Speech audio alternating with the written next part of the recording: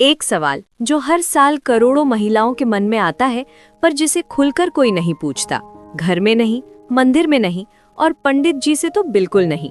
नवरात्रि शुरू होती है, आपने व्रत का संकल्प लिया है, घर में कलश स्थापना हो चुकी है, अखंड ज्योति जल रही है, माँ की चौकी सजी है और तीसरे या चौथे दिन पीरियड आ जाता है। मन में एक साथ 100 सवाल। क्या व्रत टूट गया? क्या माँ नाराज होंगी? क्या मैं पाप कर रही हूँ? अखंड ज्योति का क्या होगा? कलश को कौन संभालेगा? क्या घर में बताऊं या छुपाऊं? आज इन सभी सवालों के जवाब मिलेंगे, शास्त्रों से, विज्ञान से, आयुर्वेद से और उस सच्चाई से जो किसी ने अब तक इतनी डिटेल में नहीं बताई। पर पहले एक बात जो मैं चाहता हूं कि आप अपने दिल में उतार लें। आप अशुद्ध नहीं हैं, आप अपवित्र नहीं हैं और माँ दुर्गा आपसे नाराज नहीं है। पीरियड होना माँ ने ही बनाया है, इसमें शर्म कैसी? नमस्कार बहनों, आज हम एक ऐसे टॉपिक पर बात करेंगे जो बेहद जरूरी है, पर जिस पर खुलकर बहुत कम बात होती है। आज की वीडियो में हम जानेंगे शास्त्र वास्तव में क्या कहते हैं, विज्ञान और आयुर्वेद की दृष्टि से इसका अर्थ क्या है और प्रैक्टिकली आपको क्या करना चाहिए, स्टेप बाय स्टेप। तो बनी रहिए अंत तक। बहनों, हमारे शास्त्रों में पीरियड के लिए एक शब्द है, रजस्वला। रज का अर्थ है रक्त और स्वला का अर्थ है उससे युक्त, यानी वो स्त्री जो इस प्राकृतिक प्रक्रिया से गुजर रही है। अब एक बात जो बहुत कम लोग जानते हैं, आयुर्वेद के अनुसार मासिक धर्म यानी पीरियड एक डिटॉक्स प्रोसेस है। आयुर्वेद कहता है मासिक धर्म शरीर की स्वयं शुद्धि की प्रक्रिया है। ये शरीर से टॉक्सिन्स और अशुद्धियों को बाहर निकालती है। इसीलिए स्त्री को अशुद्ध नहीं बल्कि शुद्धिकरण की प्रक्रिया से गुजरती हुई माना जाता है। तो जो बाहर निकल रहा है वो अशुद्ध हो सकता है, पर जो स्त्री इस प्रक्रिया से गुजर रही है वो नहीं। इसे ऐसे समझिए, जब हम नहाते हैं तो पानी मैला हो जाता है पर हम साफ हो जाते हैं। ठीक उसी तरह इस प्रक्रिया में जो बाहर आ रहा है वो मैला है, पर स्त्री और शुद्ध हो रही है। हमारे प्राचीन ग्रंथों में अंगिरसा स्मृति के श्लोक 3-5 में कहा गया है, पीरियड के चौथे दिन स्नान के बाद स्त्री पूर्णतः शुद्ध हो जाती है। वशिष्ठ धर्म सूत्र में भी यही कहा गया है और बौधायन धर्म सूत्र स्पष्ट कहता है ये अशौच केवल अस्थायी है। यानी शास्त्र ये नहीं कहते कि आप हमेशा के लिए अशुद्ध हैं, बस 3 दिन की एक अस्थायी अवस्था है और चौथे दिन सब सामान्य हो जाता है। अब सबसे जरूरी सवाल, शास्त्रों ने ये नियम बनाए क्यों? क्या सच में ये महिलाओं के अगेंस्ट थे? नहीं, बिल्कुल नहीं। इसके पीछे 3 गहरे कारण थे। पहला कारण, आराम। स्वामी चिन्मयानंद ने इस पर बहुत सुंदर बात कही है। पुराने समय में महिलाएं बेहद कठिन शारीरिक काम करती थीं, खेती, पानी भरना, चक्की पीसना, और पीरियड के दौरान ये सब करना स्वास्थ्य के लिए बेहद हानिकारक था। इसलिए शास्त्रों ने नियम बनाए ताकि इन 3 दिनों में महिलाओं को पूर्ण आराम मिले। यानी जो आज रिस्ट्रिक्शन लगती है वो असल में उस जमाने में महिलाओं को रेस्ट देने का तरीका था। दूसरा कारण, ऊर्जा का प्रवाह। हमारे शरीर में 10 प्रकार की वायु होती हैं जिन्हें प्राण कहते हैं। इनमें अपान वायु नाभि के नीचे होती है और पीरियड के दौरान ये वायु नीचे की ओर प्रवाहित होती है। पूजा और हवन में ऊर्जा ऊपर की ओर जाती है। इन दोनों का कॉन्फ्लिक्ट शरीर के लिए हानिकारक हो सकता है। इसीलिए पूजा से दूरी रखने की बात सिर्फ धर्म नहीं, स्वास्थ्य विज्ञान भी है। तीसरा कारण, मंदिर की ऊर्जा। मंदिरों में वर्षों की साधना से एक विशेष ऊर्जा क्षेत्र बनता है और पीरियड के दौरान स्त्री का शरीर एक अलग ऊर्जा अवस्था में होता है। इन दोनों का संपर्क शरीर पर विपरीत असर कर सकता है। ये स्त्री के विरुद्ध नहीं बल्कि उसकी रक्षा के लिए है। कमेंट में बताएं बहनों, क्या आपको पहले ये कारण किसी ने बताए थे? और अब एक ऐसा तथ्य जो शायद आपने पहले कभी नहीं सुना। असम में एक मंदिर है, कामाख्या देवी का मंदिर। ये भारत के 51 शक्तिपीठों में से सबसे शक्तिशाली माना जाता है और यहाँ हर साल अंबुबाची मेला होता है। इस मेले में माना जाता है कि स्वयं माँ कामाख्या देवी को मासिक धर्म होता है।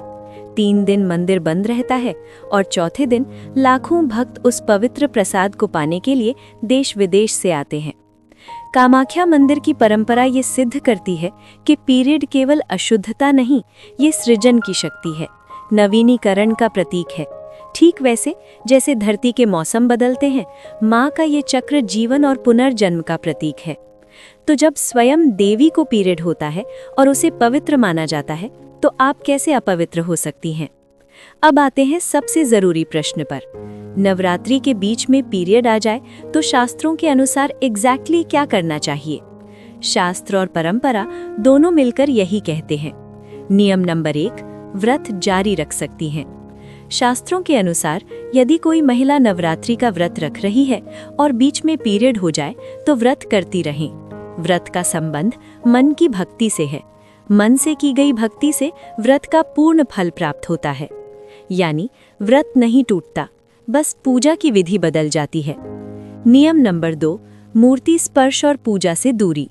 धार्मिक मान्यता के अनुसार इन 3 दिनों में मूर्ति को स्पर्श करना, मंदिर में जाना और हवन में शामिल होना वर्जित माना गया है।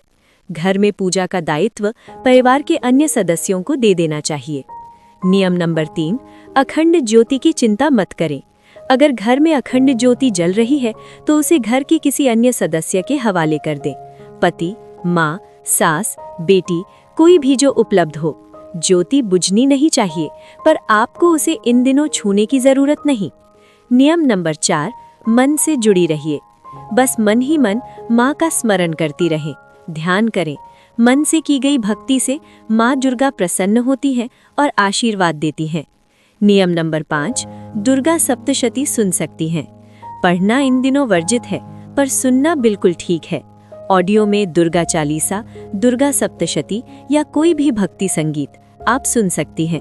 माँ तक आपकी भावना पहुँचती है। नियम नंबर 6, चौथे दिन शुद्धि स्नान। शास्त्रों में कहा गया है पीरियड के चौथे दिन पूर्ण स्नान के बाद स्त्री फिर से शुद्ध हो जाती है और सभी धार्मिक कार्यों में पूर्णतः भाग ले सकती है।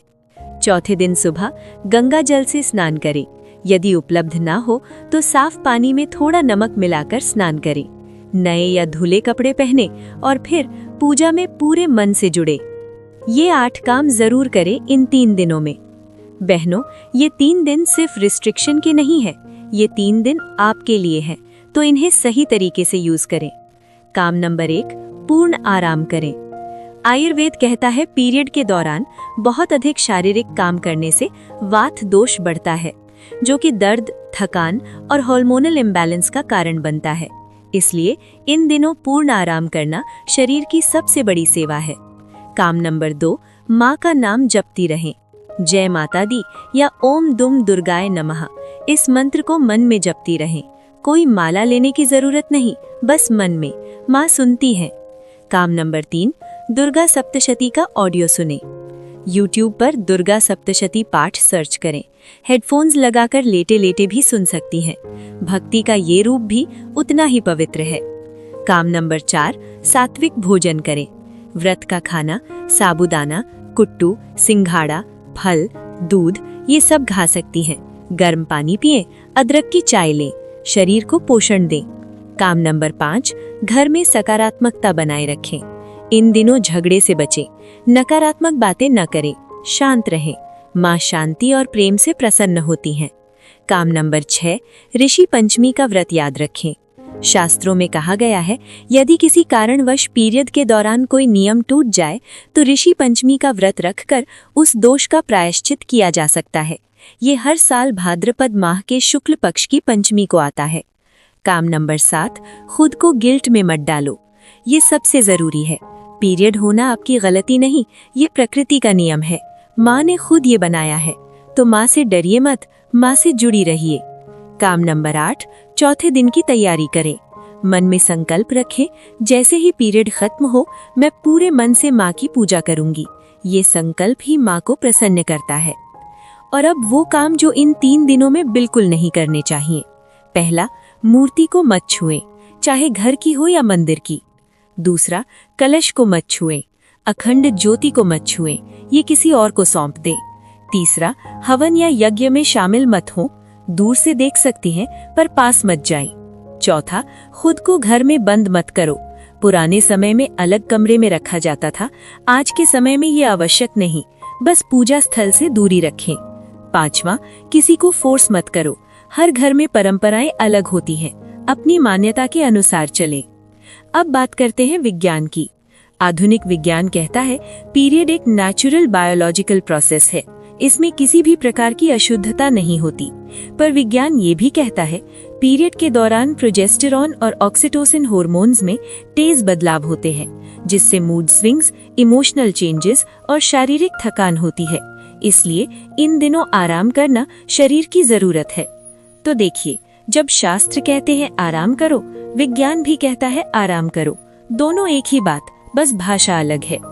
बहनों, एक बात जो मैं दिल से कहना चाहता हूँ, नवरात्रि नारी शक्ति का उत्सव है। माँ दुर्गा स्वयं स्त्री है और वो जानती है एक स्त्री क्या महसूस करती है। माँ ने ही ये प्रकृति बनाई, माँ ने ही ये चक्र बनाया, तो माँ इससे नाराज कैसे होंगी। याद रखिए, माँ दुर्गा ने महिषासुर का वध किया, माँ काली ने रक्त बीज का वध किया। ये शक्ति हर स्त्री में है और वो शक्ति पीरियड के 3 दिनों में कम नहीं होती, बल्कि आयुर्वेद के अनुसार इन दिनों स्त्री की इंट्यूशन यानी अंतरात्मा की आवाज सबसे तेज होती है। आप इन दिनों ज्यादा संवेदनशील होती है, ज्यादा कनेक्टेड होती है। ये कमजोरी नहीं, ये आपकी विशेषता है। और अब वो मोमेंट जिसका आप इंतजार कर रही थी। चौथे दिन क्या करें? स्टेप 1, सुबह सूर्योदय से पहले उठे। स्टेप 2, सबसे पहले गंगा जल से या साफ पानी में गंगा जल मिलाकर पूर्ण स्नान करें। स्टेप 3, नए या बिल्कुल साफ कपड़े पहने। लाल या पीले रंग के कपड़े इस दिन विशेष शुभ माने जाते हैं। स्टेप 4, माँ दुर्गा का ध्यान करें। मन में कहें, माँ मैं वापस आ गई हूँ, आपका आशीर्वाद मुझे मिले। स्टेप 5, माँ की मूर्ति को गंगा जल से स्नान कराएं, नए फूल चढ़ाएं, दीपक जलाएं और पूरे मन से नवरात्रि में वापस जुड़े। स्टेप 6, यदि कोई दिन छूट गए हो तो चिंता मत करें, माँ जानती हैं। जितने दिन बचे हैं उन्हें पूरी श्रद्धा से जिए। बहनों, आज हमने जाना रजस्वला का असली अर्थ, जो शास्त्र कहते हैं। आयुर्वेद के अनुसार ये डिटॉक्स प्रोसेस है। शास्त्रों ने नियम बनाए आराम के लिए, दंड के लिए नहीं। कामाख्या मंदिर का रहस्य, जहाँ पीरियड को पूजा जाता है। नवरात्रि में पीरियड हो तो स्टेप बाय स्टेप क्या करें। चौथे दिन की शुद्धि विधि, और सबसे जरूरी, आप अशुद्ध नहीं हैं, आप शक्ति हैं। बहनों, अगली बार जब नवरात्रि में पीरियड आए, घबराइए मत। ये मत सोचिए माँ नाराज होंगी, बल्कि ये सोचिए माँ जानती है, माँ समझती है, माँ की मैं बेटी हूँ और वो मुझसे प्यार करती हैं। जय माता दी। अगर ये वीडियो आपके काम आई तो लाइक करें, उन सभी बहनों को शेयर करें जिन्हें इस जानकारी की जरूरत है। कमेंट में बताएं, क्या आपके घर में इस टॉपिक पर खुलकर बात होती है। सब्सक्राइब करें और बेल आइकॉन दबाएं। जय माता दी।